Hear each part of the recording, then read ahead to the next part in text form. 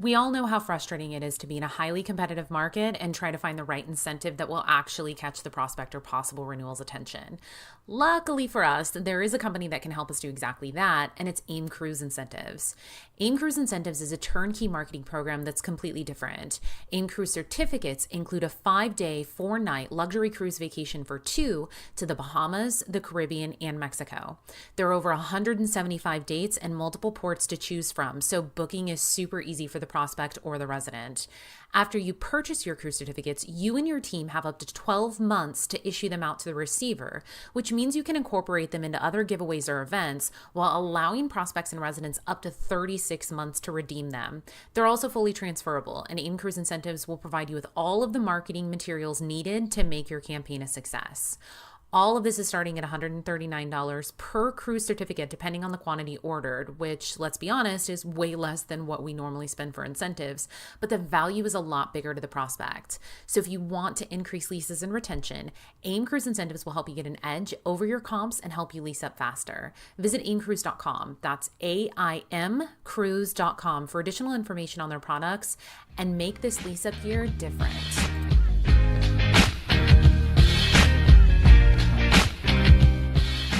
Hello and welcome to part 3 of 3 of my Market Data and the Crystal Ball episode series. In this episode, Maggie and I finish up our conversation about what types of market data are important and why. If you haven't listened to the other 2 parts, I would suggest exiting out of this one and starting with part 1 and 2. Meanwhile, stay tuned for the outro at the end of this episode to learn how you can be entered to win a free cruise for 2, compliments of AIM Cruise Incentives. And now, hope you enjoy part 3.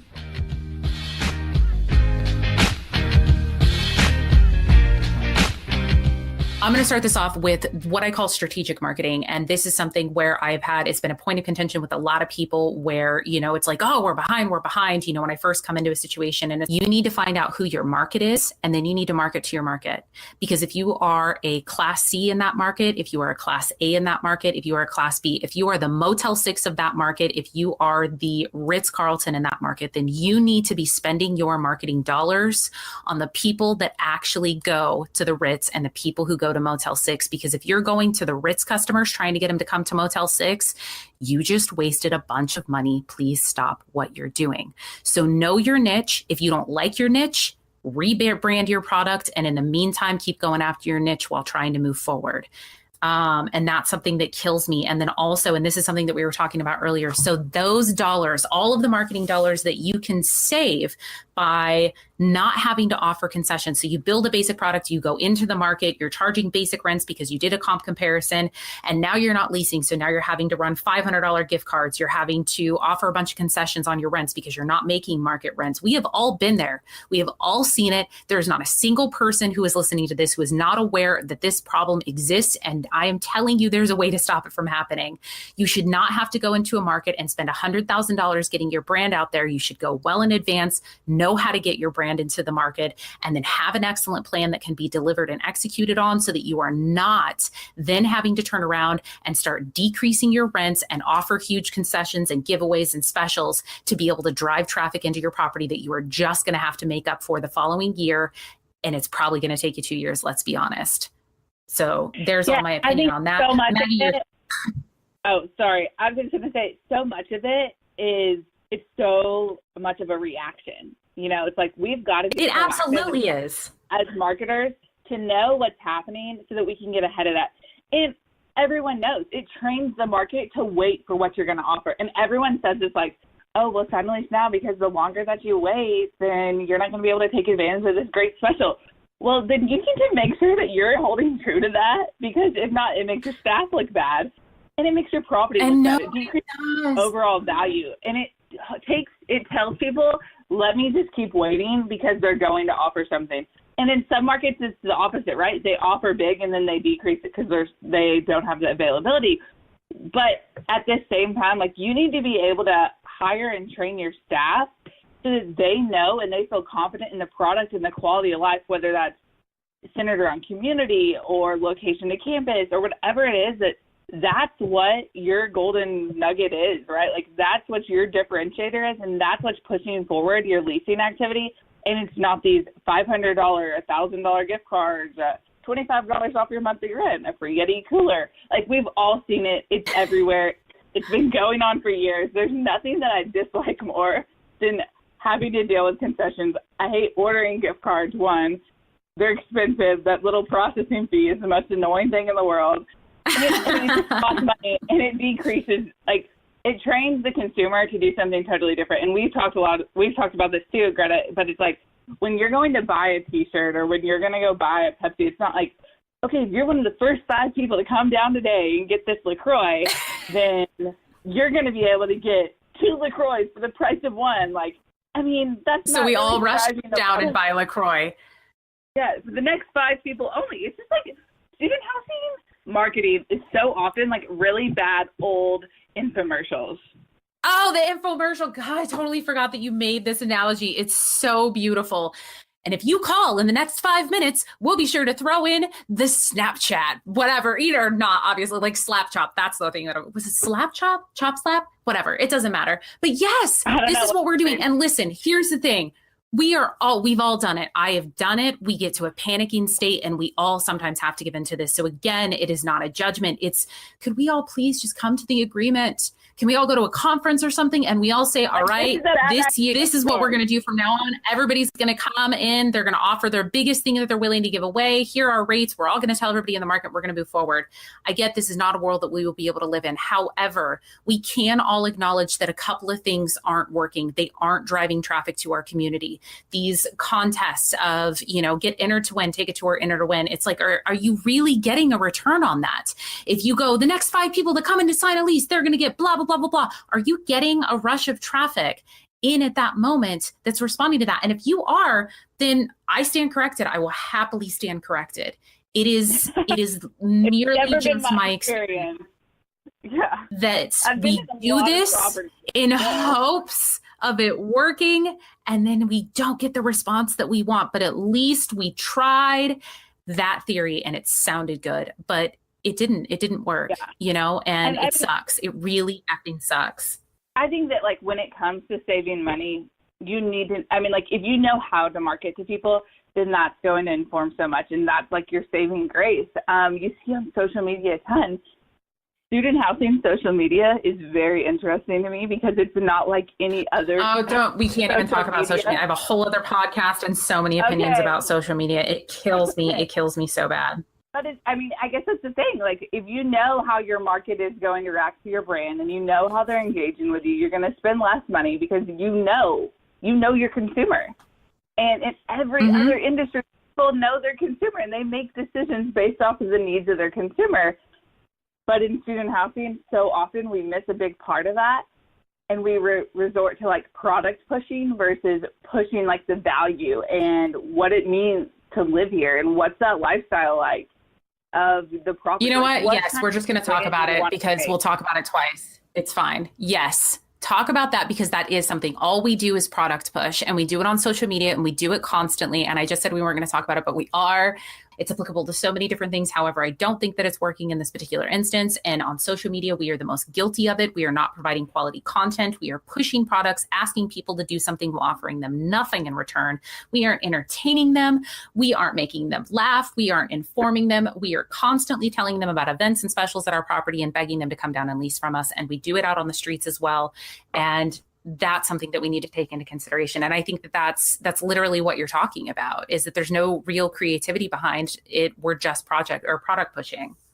Yeah. And I have been in, I guess I would say at least for the last year and a half, 2 years, I've kind of abandoned this idea of promotional products for the most part. There's some, I know they're necessary in certain instances, but you spend so much money as a marketer on promotional products, and you can't track your ROI most of the time. And if you are using like vanity numbers and stuff, great. Maybe you're able to track it. Maybe people are actually not going to look at that promotional product and call you, but they're going to look at the name and they're going to look at the ad word. And so then you're still not going to know. There's just a lot of unknown variables when it comes to that.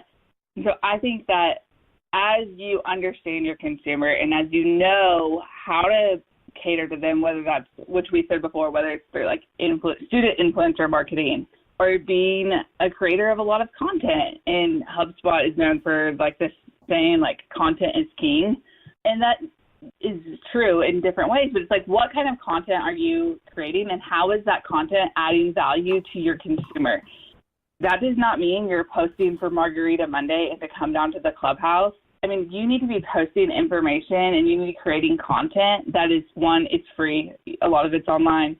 And you're creating that content because it's speaking to your consumer, and your consumer is going to understand your brand. They're going to understand why they need to live there because it's with people that are like them and that understand their set of values and their goals and their ambitions. But that is just so often missed in student housing, and we're creating so much of this like bro pad, like pool parties and popsicles and beer. Did you just say bro pad? Yeah, I'm sorry. That's my... No, I love that. That was friggin' beautiful. We are creating bro pad.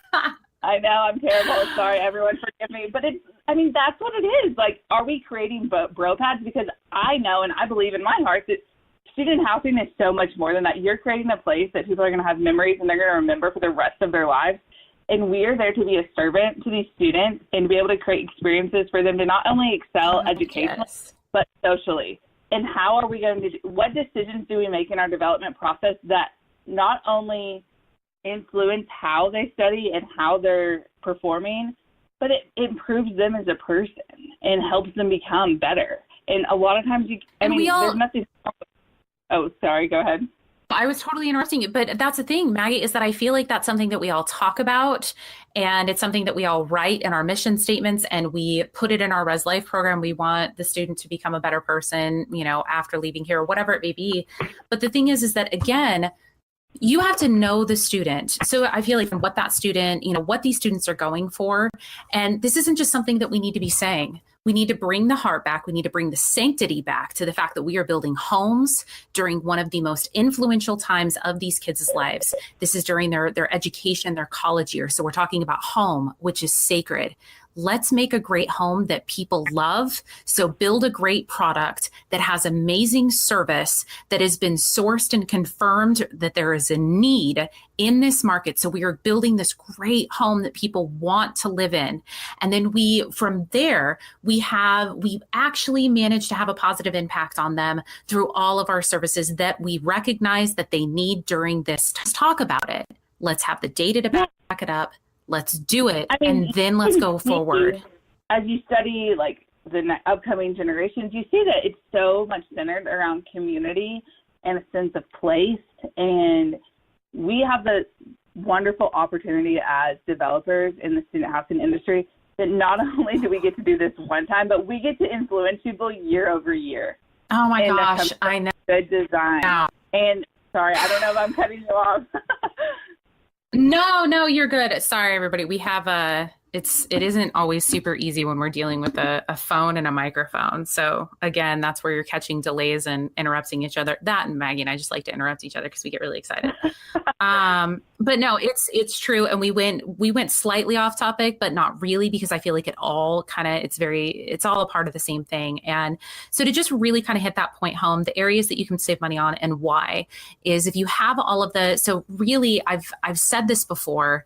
And, I said this in a previous podcast that just like any other industry, we have to collect the marketing data, the true marketing data, figure out where there is a need in a market, and then build a product around it and then deliver it well. I'm telling you about this earlier that I have this thing hidden in my LinkedIn profile because let's be honest, nobody reads this shit. It's, you've got we all have our whole thing in there and it's like, you have to click the show more, but none of us are going to do it. And so, underneath all of this, BS, it's, are you still reading this? Here's my real opinion. And I feel like this sums it up kind of perfectly. Great marketing exists when a superior product is properly presented in a market that has proven a need through proper research and backed with excellent ongoing service. You do that, then you don't have to spend hundreds of or thousands of dollars on marketing. So you do the research where there is a proven need and you back it with excellent ongoing service. Word of mouth will take care of you. I promise you that. And also, can we all just start going into markets a lot sooner than we are? Because seriously, if you're going into a new development market in August of the same year, you're going to end up spending $30,000 more than you need to. that's just a side note.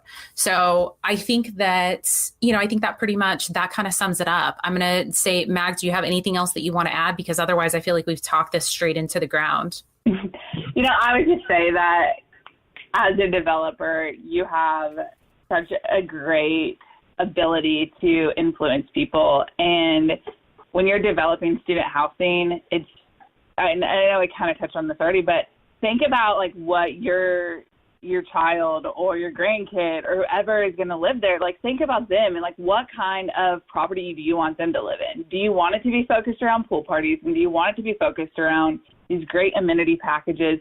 Or do you want it to be focused around something that's going to help them grow as a student and as a person? And is the location going to be something that helps them as well? Like, are they going to be able to walk to class? Are they having to, travel really far distances to go to school still? Are they going to get in their car and all this kind of stuff that influences your decision? So I take it, like when I'm looking at an asset, it's like, how does this asset really affect people? Because at the end of the day, like it's about so much more than the numbers. It's about the people that are going to live there and what kind of influence you're going to be able to have over their lives. You know what? That's beautiful, because the thing is that all the data that we're talking about, really all we're doing is figuring people and then build a product for them. Absolutely. So you're just keeping the people there. Keep the people in the plan. All right. So this was like, yes. So it's funny. It's data-driven decisions, but really they are people. It all translates to the same thing. So with that, this is a million years long. I feel like everybody knows how much I hate that, because all I ever hear is about how long these are. So I will talk to Wes about shortening this down. Maybe we break it up into 2 parts, because I know everybody only wants to be able to listen to it on their commute, and this is way longer than a standard commute unless you're in Seattle, and I've driven that one and it sucks. Anyway, so Maggie, you were amazing. I appreciate you. I miss your friggin' face, and thank you so much for, giving up practically your whole Saturday to talk about the subject with me. Of course, it was great. If anybody has any questions, feel free to reach out. Yeah. If you hate us now, hopefully you don't. That would hurt my feelings. But if we did say something that you disagree with, I'm serious about willing to hear the other side. I'm not here to pretend like I know everything. I just say what I know. And if somebody has something that they know better, please educate me by all means necessary. Education is sacred to me. So definitely shove it back in my face and be like, listen, you're wrong. I love it. Do it. Make me wrong. Maggie, same thing. If you want to tell Maggie, tell Maggie she's wrong. Tell Maggie she's more wrong than me. Just kidding. Okay. So thank you guys for taking time. You don't know what you don't know? Yeah, it's just like you don't know what you don't know. So tell us what we don't know. Exactly. Yes. So thank you for spending this Saturday with me. I appreciate you. And thank you guys for hanging out and making all the way to the end. There's probably an outro after this, so keep listening, because that's what we do. And keep the data and the people in your business and save so much money. All right. Bye.